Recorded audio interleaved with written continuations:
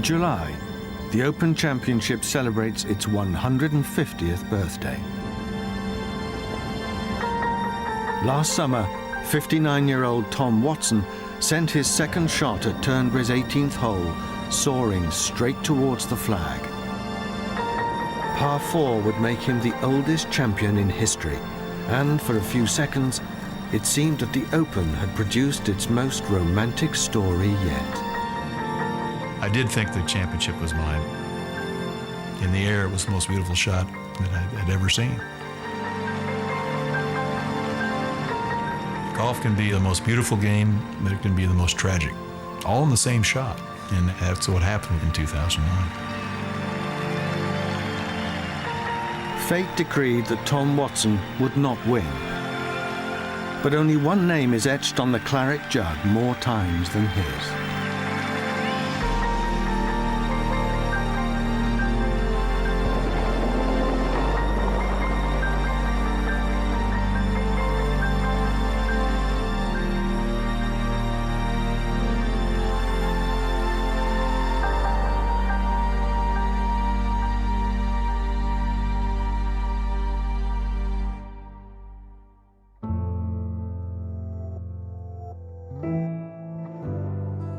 I wanted my name on that trophy so badly, because you look down that list and you look at every single great champion that's ever played the games on there. When you roll the clock back, decades and decades and decades, you say, you know what? There's a lot of strength and a lot of commitment to our sport right here engraved on this trophy. When your name first goes on there, it doesn't fit. Trust me. It's a very humbling thing to hold that trophy. I had a little half-size replica made, and I asked to have all the names engraved on it, stopping with me. I mean, my hair still stands up when I think about that. It's the most special moment. And me with a claret jug, the oldest championship in the world, it's unbelievable. Prize money was not the important thing. We never played for prize money. We played for the trophy. We played for the honor to have the opportunity to be the champion golfer. Possession of the claret jug is synonymous with becoming the champion golfer. But when the Open began, this glittering trophy was not the prize. The seeds of the championship were sown here in an unassuming tavern in Prestwick on Scotland's west coast. In 1851, a group of local men met in the Red Lion Hotel in the town centre and formed the Prestwick Golf Club. 9 years later, the members decided to host a competition open to professional golfers. James Ogilvy Fairley, as a prominent member of Prestwick, throws out a letter to the main clubs saying, please send a respectable caddy to play in this championship to see who will take over the mantle of Alan Robertson, who was known as the world's best golfer at that time. That was how the Open Championship came about. The much-admired Tom Morris was among 8 men who met at the Red Lion to take part in the first Open in October 1860. Morris had moved to Prestwick from St Andrews and had been involved in setting up the championship. The early professionals were a mixture. Old Tom, obviously, a highly respectable, civilised elder of the kirk. But on the other side, there was the caddy professionals, particularly in St Andrews, who were in and out of the courts for brawling in the streets and indeed were put in jail from time to time. Most of them supplemented their income by being club makers or ball makers. Apart from a few challenge matches with big purses, there really wasn't any money in any competitive golf at that time. These undulating, roughly hewn and in places muddled links at Prestwick were the location for the first Open Championship. There were just 12 holes and 3 rounds were played in a single day, but the Open was born.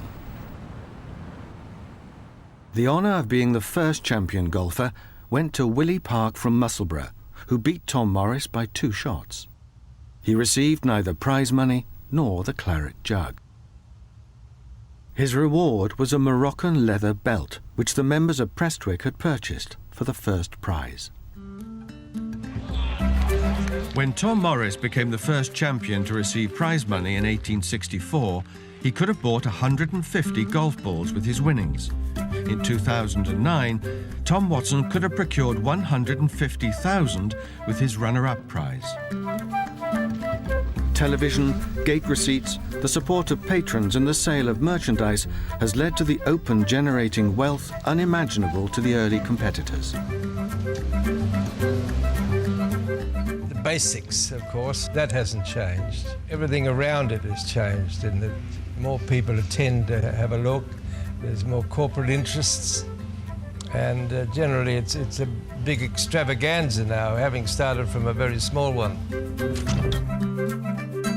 In 1861, amateur players as well as professionals were allowed to compete for the belt, and the event became truly open. No more than 18 competitors took part in the first dozen championships, which were all played at Prestwick. Between them, Tom Morris and his son young Tom won 8 of those first 12 Opens.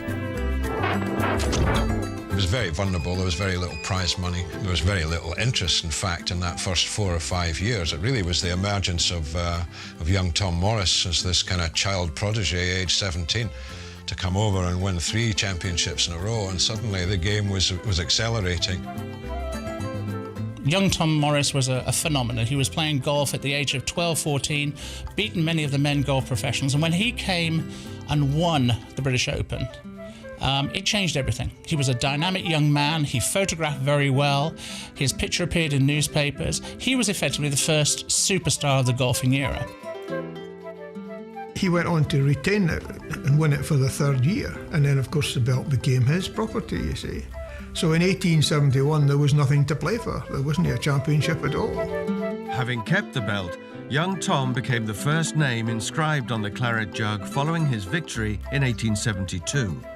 Father and son had helped secure the future of the championship in its formative years. Young Tom died aged just 24, and both he and his father are buried in their hometown of St. Andrews.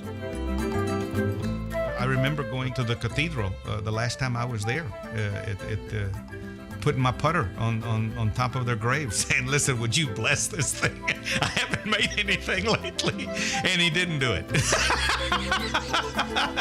Son of a gun, he didn't do it. I'm gonna have a talk with him the next time I go back over there. Prestwick, the R&A and the Honourable Company of Edinburgh Golfers paid for the new trophy and hosted the Open on a rota basis. Although it was becoming more renowned and was attracting more entrants, it was still a haphazard affair. When they first started, they didn't have scorecards. There were no boards. Nobody knew what was going on, to be quite truthful. It was word of mouth. Someone said, what did Tom Morris do at the last hole? I think he had a 4, did he? Was it a 4? And so and half the time, the information that was being passed by word of mouth was wrong. Today, accurate information is available instantly in the vast media centre. In 2009, there were 640 accredited members of the press. In contrast, the first Open was accorded only a few lines in the local newspapers. Remember, this is 1860, the starting of the Open, and the boom in English golf is not till 20 years later, so it was only the Scottish newspapers that were carrying the story of this astonishingly historic event. In the early days, a line. Sometimes nothing at all. You know, maybe just a line at the very bottom, who won. And look at it now, worldwide. While the modern players arrive at the Open in private jets and limousines, the journey to the championship in the 19th century was often an arduous one, powered by steam. The trip could take days, but without the railways, there would have been no golf at many of the coastal towns, and they were vital for the development of the Open. The story of golf and the railways are totally intertwined. The Prestwick station is probably still the closest station to the first tee of any in Scotland or England, of which there are a large number, so they simply walked from the railway station to the first tee. The first championships coincided with the boom of the railways. By the 1860s, a virtually complete network had been laid down. Players from further afield began to arrive. And for the first 90 years of the championship, steam trains delivered both competitors and spectators to the Open. It was an adventure for us to go on the train first class. I can remember the first time the Bournemouth Bell from Bournemouth to Waterloo, first class, and big arm sort of wing chairs, having breakfast in. The tracks hugged the links so closely that they came into play at both St Andrews and Prestwick. The railways had helped the Open grow into a national event as the 20th century approached. In 1860, there had been just 8 players. Within 40 years, there were 100. The number of spectators had grown to thousands. Eventually, it was decided that the venues for the championship should be extended to England.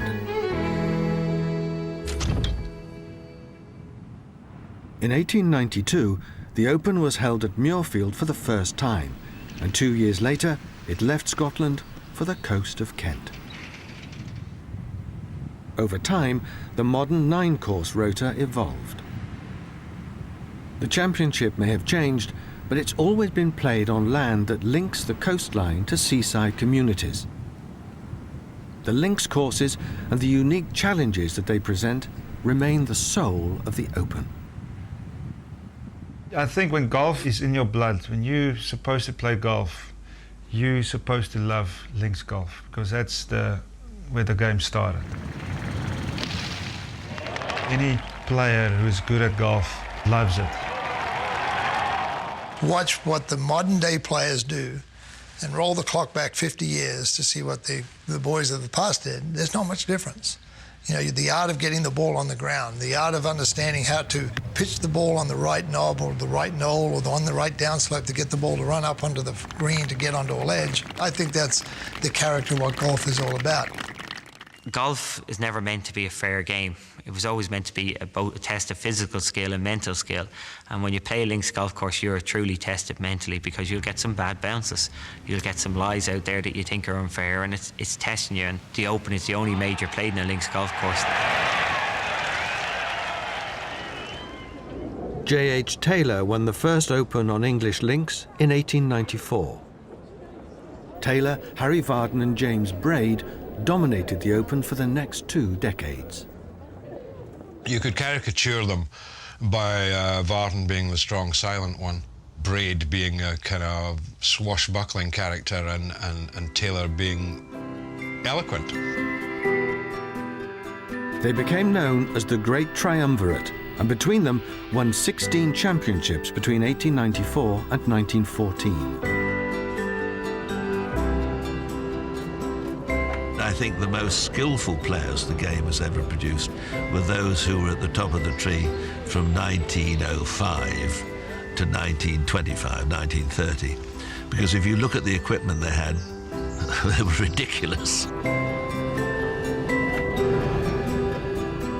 They didn't have the mowers to cut the fairways short and the greens in the perfect condition that they have today.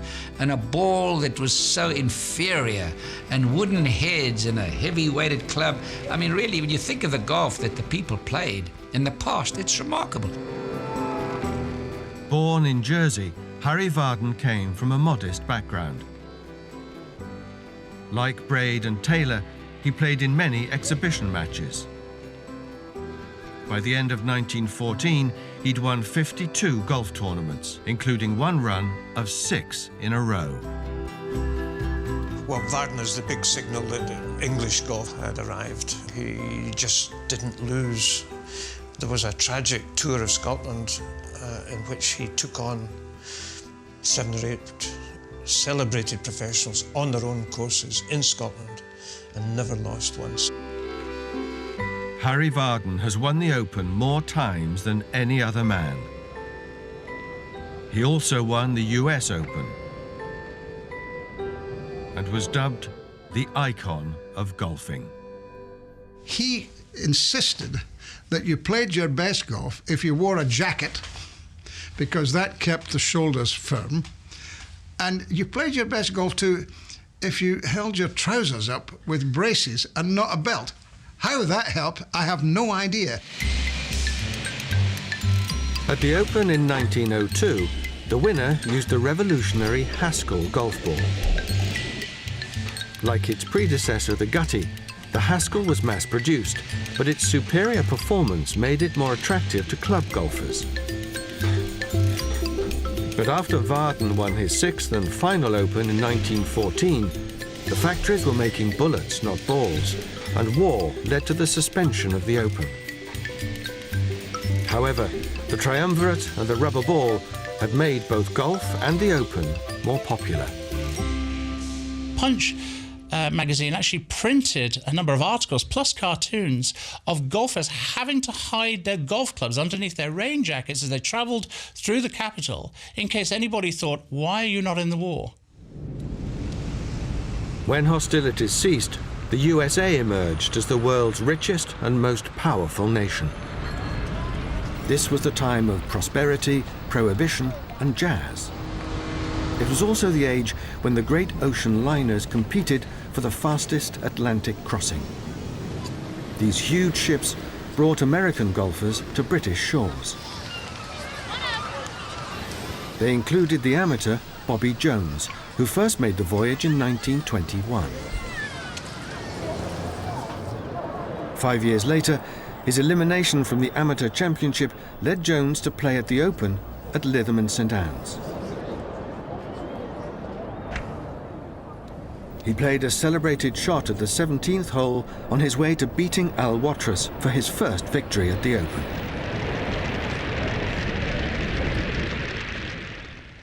Also making the passage were a generation of American professionals who, with Jones, dominated the Open for a decade. None of these players were more representative of the Roaring Twenties than Walter Charles Hagen.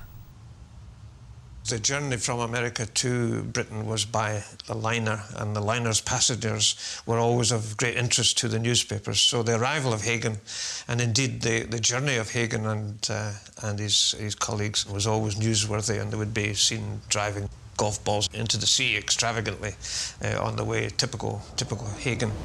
Hagen played in 8 of the first 10 post-war Opens. When he was victorious by 1 shot at Royal St George's in 1922, he became the first American-born player to win the championship. 2 years later, he coolly holed a putt on Hoylake final green to win again. Hagen was glamorous and exciting. The Open had tasted show business. I mean, he would more often than not arrive late on the tee, and maybe a toothbrush would be dipped into a half bottle of gin before he had his first swipe of the morning.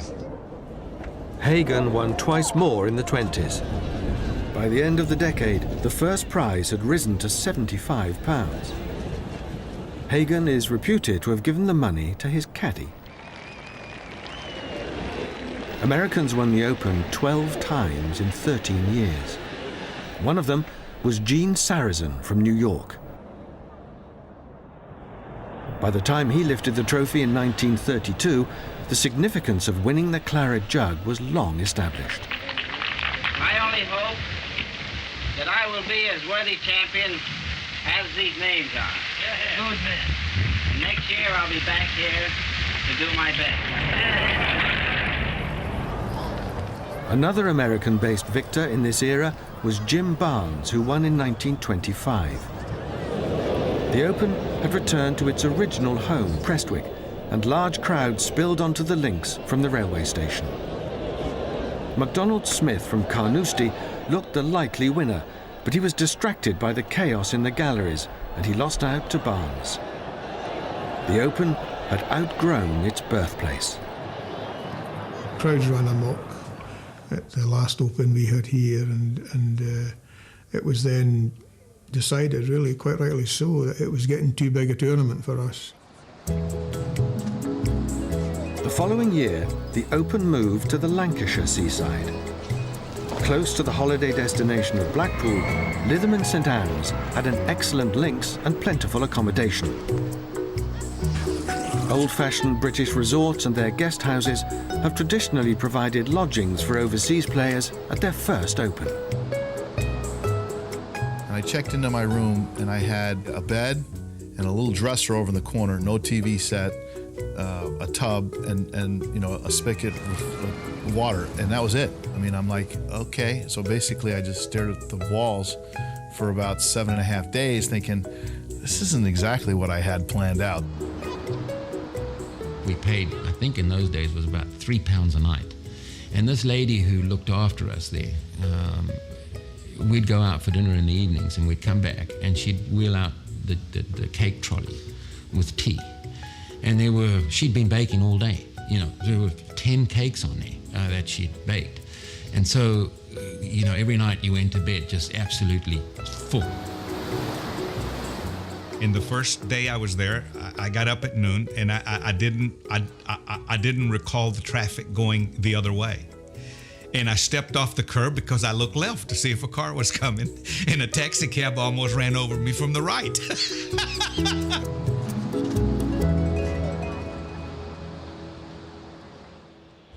American participation began to decline during the Depression of the 30s, and the Open returned to a more sedate British affair. It was the outstanding English player Henry Cotton who led a home revival with victory in 1934. Cotton won the championship over a stronger American contingent in 1937 and again 11 years later. And Cotton kept a promise. He had told the boys of Carl Kemp Prep School that if he won, he'd show them the cup. And what a reception he got.